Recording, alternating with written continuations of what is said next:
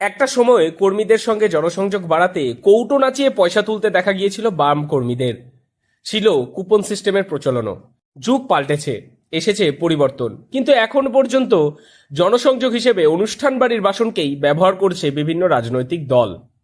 এমনই অবাক করা চিত্র দেখা গেল নদিয়ার কৃষ্ণনগর দক্ষিণ বিধানসভা কেন্দ্রের ধুবুলিয়া এলাকায়।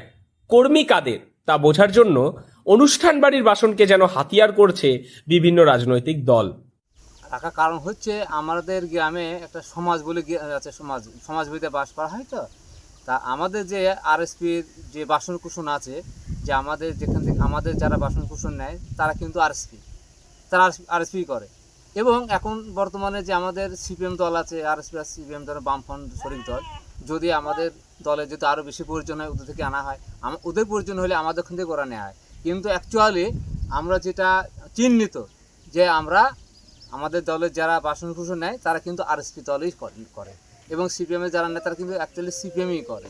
হ্যাঁ, আর সেক্ষেত্রে যদি কোনো মরা টরা এখানে একটা মৃত্যু হলো, সেখানে বাসন কুসন প্রয়োজন হয়, সেক্ষেত্রে নেয়। কিন্তু অ্যাকচুয়ালি যারা আমাদের বিয়ে ব্যাপারে বিয়ে হয়, যে কোনো বাড়িতে বিয়ের অনুষ্ঠানে, সেটা কিন্তু আমাদের সমাজ ডেকে, সমাজের মোড়ল ডেকে সেখানে আলোচনা হয়। হ্যাঁ, আলোচনা হয় কতগুলো লোক হবে, দুজন মোড়ল থেকে একটা সেখানে রান্নার কাজ কীভাবে হবে সেগুলো ব্যবস্থা করা হয়। এবং আমরা যেটা বুঝি এখানে যে দলের বাসন কুসনে কিন্তু সেই দলে তারা সমর্থক। বাসনের গায়ে লাল কালিতে লেখা বাম শরিক দলের নাম আরএসপি। অন্যদিকে পিছিয়ে নেই তৃণমূল কংগ্রেসও। তারাও এলাকায় জনসংযোগ বৃদ্ধি করতে বাসন সিস্টেম শুরু করেছে। তাদের বাসনেও লেখা সবুজ কালিতে টিএমসি। পিছিয়ে নেই বিজেপি। সরাসরি প্রকাশ্যে না দেখা গেলেও তাদেরও ভাষণ দেওয়ার সিস্টেম চালু হয়ে রয়েছে বলে জানা গিয়েছে। বাসনগুলো আমাদের গ্রামে আমরা যেটা দেখে এসেছি ছোটই থেকে, মানে পরম্পরা চলে আসছে। আবার টিএমসি সরকার আসার পরে টিএমসি করি আমরা। হ্যাঁ, টিএমসি করি আমরা। টিএমসি যখন আসলো তখন ওই একই পন্থা ওই চালু করতে হলো আমাদেরও। এইভাবে পরম্পরা চলছে। কি ওই ব্যাপারটা কি? ওই বিয়ে বাড়িতে কোনো অকশনে যে কোনো অনুষ্ঠান হলেই মানে দলগতভাবে এগুলো নিয়ে যায়। আচ্ছা, এবারে কে কিভাবে দল করে ওটা থেকেও একটা বোঝা যায়। আর একটা বিষয় হচ্ছে, এবারে ভোট তো মনার কোণে। হ্যাঁ।